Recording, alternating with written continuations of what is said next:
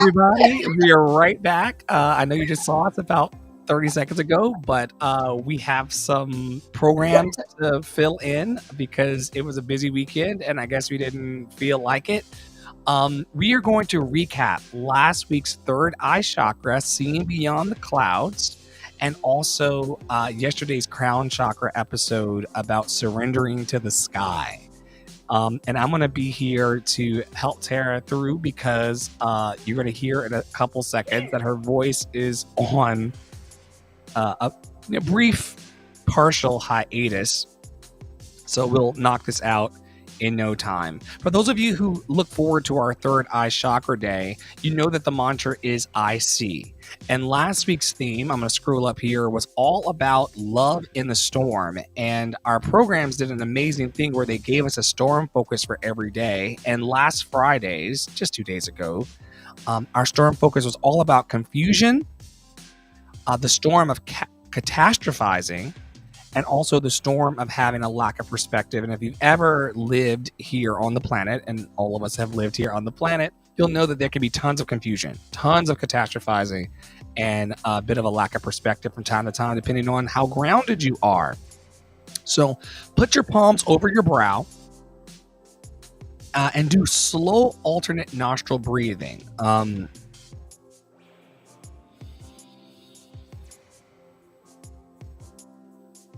I cannot.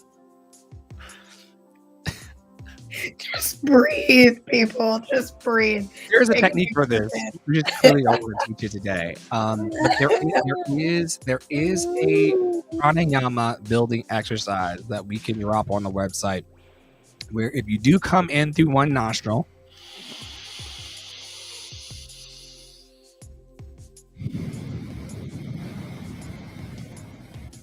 back into that same nostril,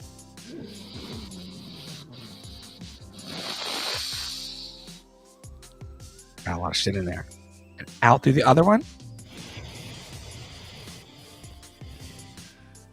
in back through that same nostril,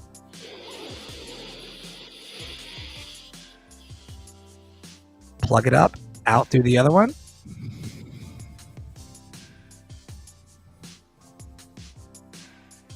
I mean, this is like ancient alternate nostril breathing. It's been around for like thousands of years, and it does work even when we're being silly. I've never heard it called slow alternate nostril breathing, so I kind of interesting word choice. Yeah. Alternate. Not nose piercing. I'm going to read the teaching while he's looking that up. It says to offer the 1 year question, which is, will this matter in 12 months? To cut cognitive fog. Cognitive. Yeah, we can all sometimes get really, really caught up in the winter snowstorm in our heads. And the question of, will this matter in 12 months?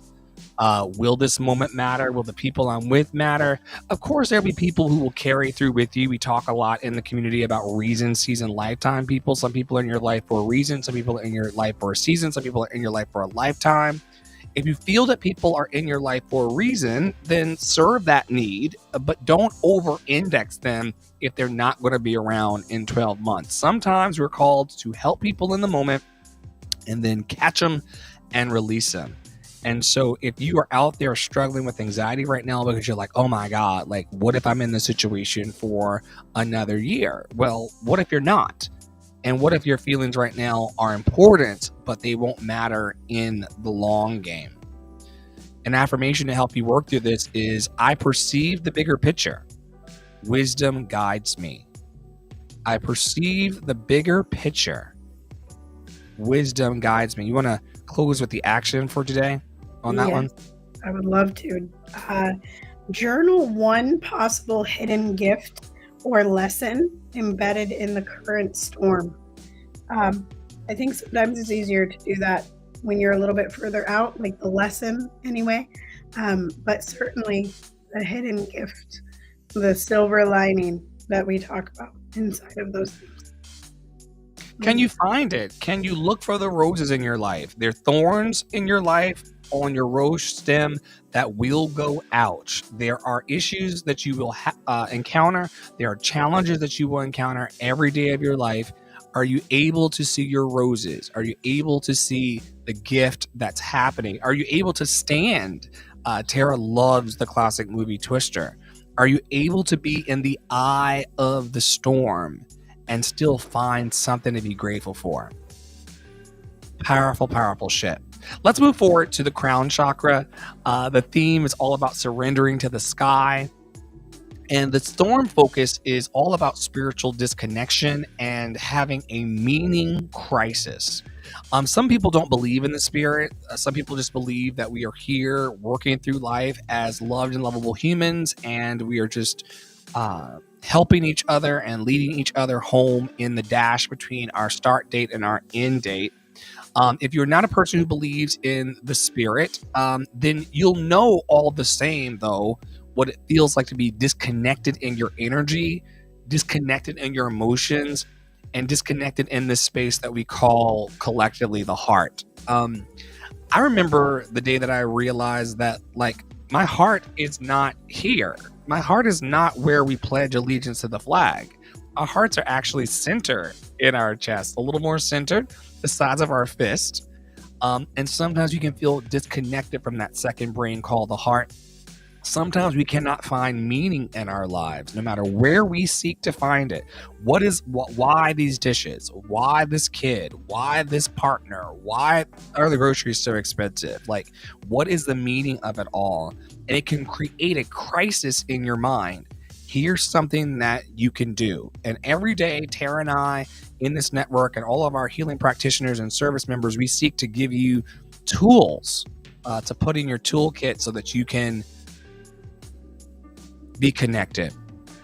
So here's what we want you to do today. Sit tall and visualize a beam of light from your crown going upward. Breathe in starlight, because we're all stardust, right? Breathe in the starlight. Breathe out gratitude. Breathe in the starlight. Breathe out the gratitude. I can't remember the term because I was in a clubhouse room a bit crossfaded a couple nights ago, but there are particles of energy that the sun blasts towards us that is hitting us all the time. Let me go into my Google history. Not And the ozone. That's what huh? protects us. I said not the ozone. That's what protects us, I think. It's the ozone is supposed to be giving us a layer of protection. Oh my god, am my history here?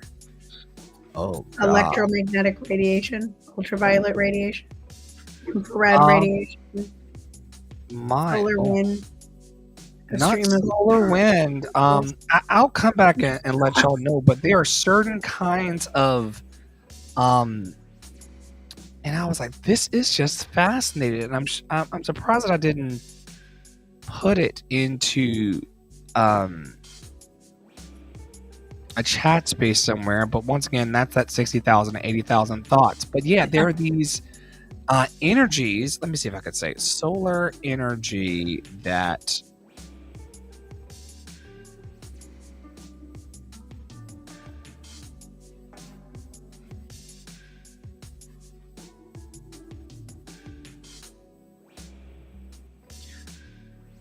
I can't really find it right now, but I looked it up, and this guy, I was like, oh, he's absolutely right. Like, we are constantly being showered with this energy that we cannot see, that may or may not be affecting us.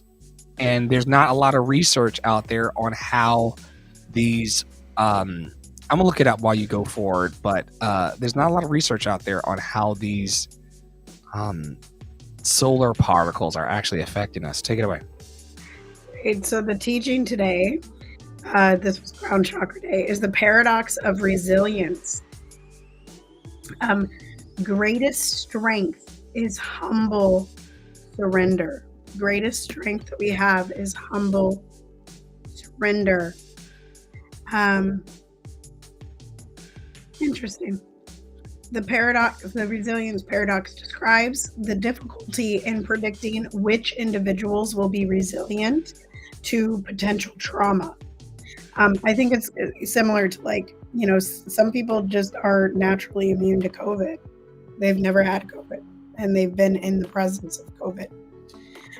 There is a sailor's mantra that says, adjust the sails, trust the sea. Adjust the sails, trust the sea.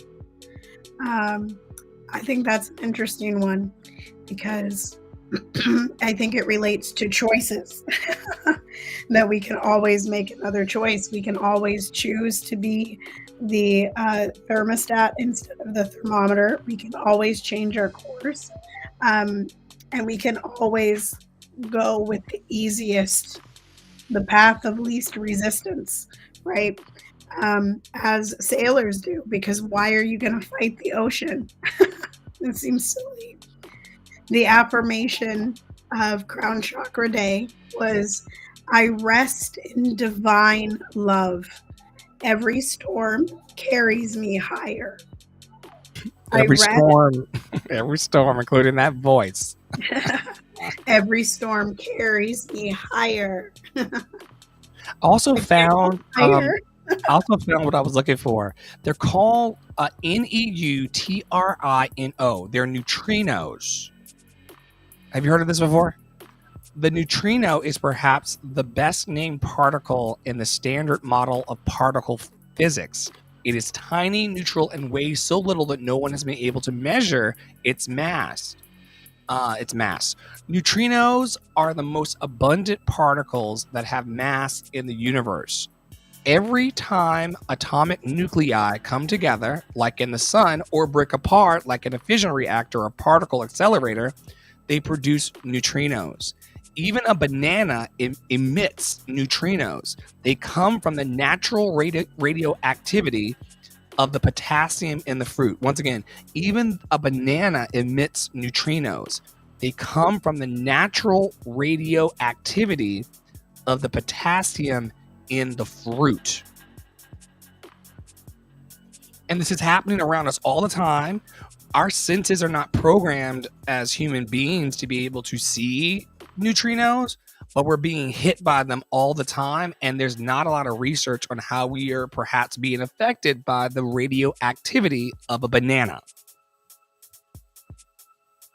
Isn't that something else? Yeah. When he said it, I was like, "Oh, this got to be some flat Earth shit." And then I went and Googled it, and like there's just a bunch of neutrino science. Whenever I hear that stuff, like that it's so small that it can't be measured or whatever, I'm like, then how do we know? Like, how do you know? Yeah, you're one of those people like, why are we even talking about it if I can't put it on a scale, right? It's yeah, like if it's like, how do you know it exists if it doesn't exist? Yeah, like so here we go now. Here it is. This is how it happens, folks. How are neutrinos? Those of you that listen to the next episode, this is why we're up and don't go to sleep, because we're looking up shit like this. This is why. So direct measurements of neutrino mass can happen through a beta decay spectra, the Catron experiment, tritium decay, and also neutrinoless double beta decay. This all sounds like a step out of the sci-fi movie The Abyss, and also simultaneously like World War Z and I Am Legend. All three of those movies feel like they would have something like whatever this is that you're talking about. This is why when I'm in the conspiracy theory rooms and the enlightened rooms on Clubhouse and beyond, it's like, like you just did, people will use movies like The Matrix to explain like scientific models. And I'm like, oh, here we go. Because one of them is actually, science, and the other is the creativity spurned by science.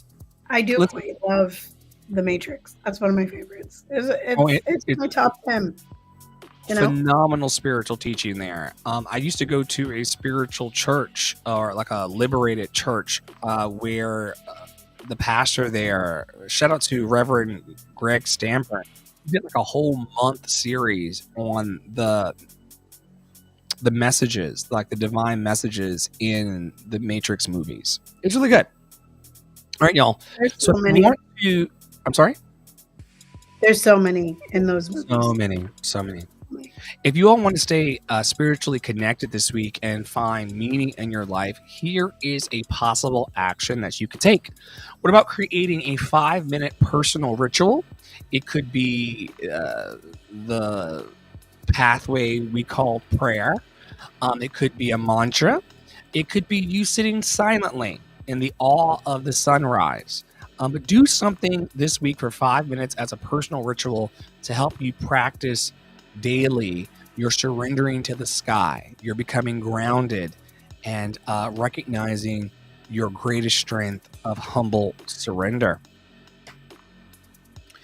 We are always grateful that you all stop by and hang with us.